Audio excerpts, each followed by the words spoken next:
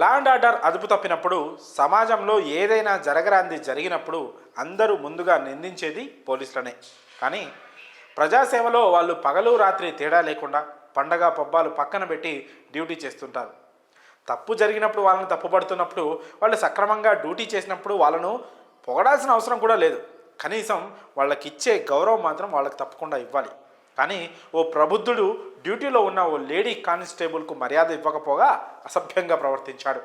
Lady constable అనే విషయం పక్కన పెడితే, సగటు మహిళగా ఆమె పట్ల అతను ప్రవర్తించిన తీరు కూడా క్షమించరానిదే.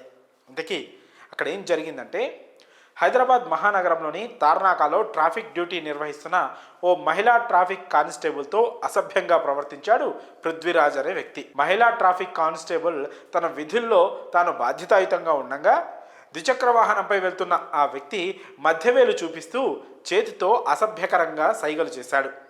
ఈ సంఘటన ఈ బుధవారం అంటే ఫిబ్రవరి 5న చోటు చేసుకోగా కాస్త ఆలస్యంగా వెలుగులోకి వచ్చింది. దీంతో మహిళా కానిస్టేబుల్ ఫిర్యాదు మేరకు కేసు నమోదు చేసిన పోలీసులు దర్యాప్తు చేపట్టారు. విధుల్లో ఉన్న మహిళా ట్రాఫిక్ కానిస్టేబుల్ పట్ల అసభ్యంగా ప్రవర్తించినందుకు గాను ఉస్మానియా యూనివర్సిటీ పోలీస్ సిబ్బంది నిందితుడిని గుర్తించి అదుపులోకి తీసుకున్నారు.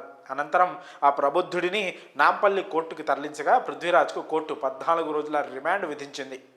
సమాజం పట్ల బాధ్యతగా వ్యవహరించని వారికి ఇలాంటి పరిస్థితి ఏర్పడవచ్చని ఈ సంఘటన ఒక హెచ్చరికగా మనం తీసుకోవచ్చు.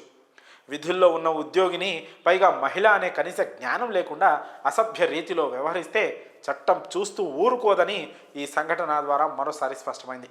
మరి ఈ ఘటనపై మీ అభిప్రాయాలను కామెంట్స్ రూపంలో తెలియజేయండి.